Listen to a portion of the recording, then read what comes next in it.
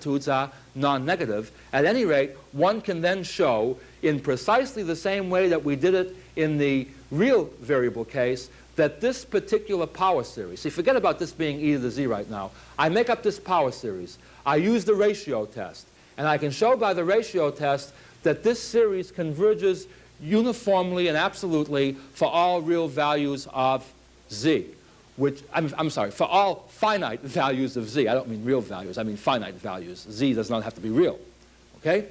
Now, what I say is, because this is uniformly convergent, this power series behaves like a polynomial. I can differentiate it term by term. I can integrate it term by term, etc., etc., etc. I'll now give this a name.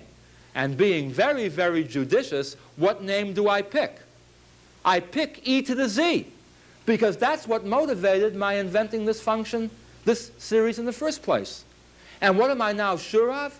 I'm sure of the fact that if I replace z by x, in other words, if z is real, that this must still be the same as what e to the x was before. And what's the best proof of that? Replace z by x. What you get is summation n goes from 0 to infinity, x to the n over n factorial. And we saw in part 1 of our course that that was precisely e to the x.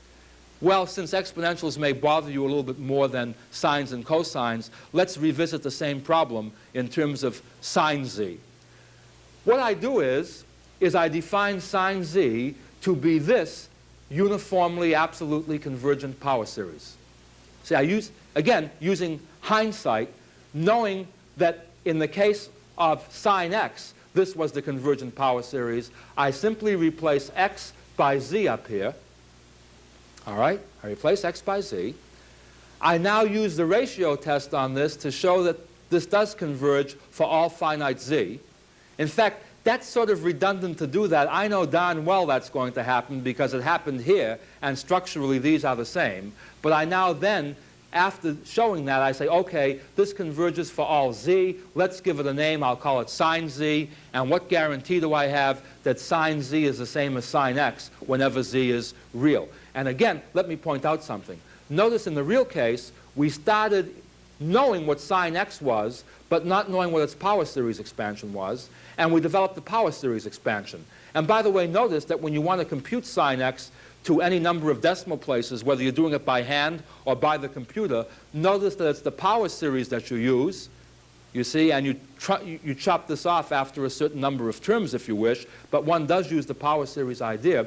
What I am saying, though, is, had I wished to, from a purely pedagogical point of view, I could have said, look, let me now forget about this definition of sine x and define sine x just by this particular power series. That would have been artificial to do at that time. What I'm saying now, though, is this. Start with sine x in the real case, develop its convergent power series, take that power series, replace x by z, and define that new complex power series to be what sine z is, and that gets the job done for you. Now, the interesting thing is that one can now show that all of the trigonometric functions, be they hyperbolic or circular functions, are related to e to the z.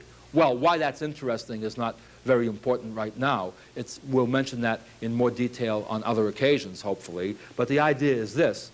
By using the fact that these various series are absolutely and uniformly convergent, so I can manipulate them term by term, and these things are done in detail in the text, and I will give you other ones to do for homework so that you get the drill on this, one can show the very amazing result that e to the iz is cosine z plus I sine z.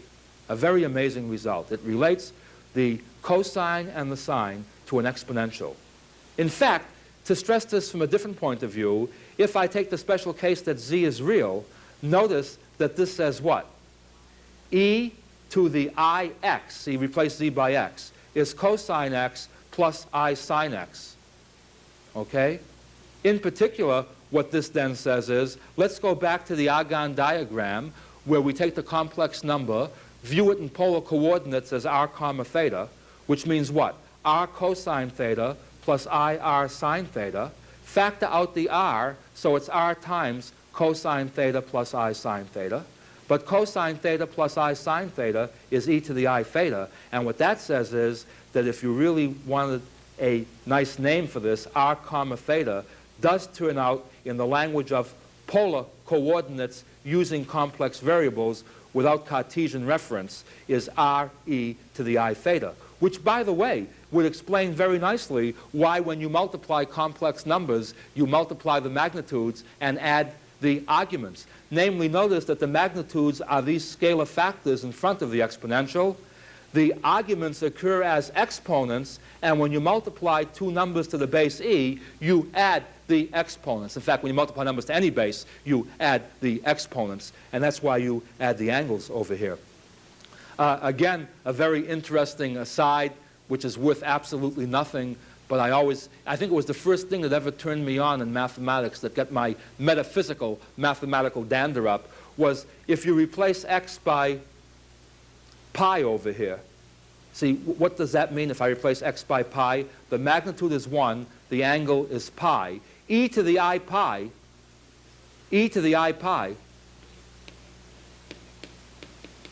is just another way of writing minus 1.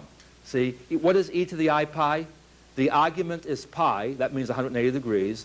The argument is 1, and the number which is 1 unit from the origin in the Argand diagram at an angle of 180 degrees is the real number minus 1. And I've always been mystified by the three most remarkable numbers, constants in mathematics seem to be e, I, and pi, and e to the I pi turns out to be minus 1. I just mentioned this to show you how complicated things can get if you try to read too much meaning into things, but don't worry about that right now. I couldn't resist the comment. What I would like to do, though, is to show you now how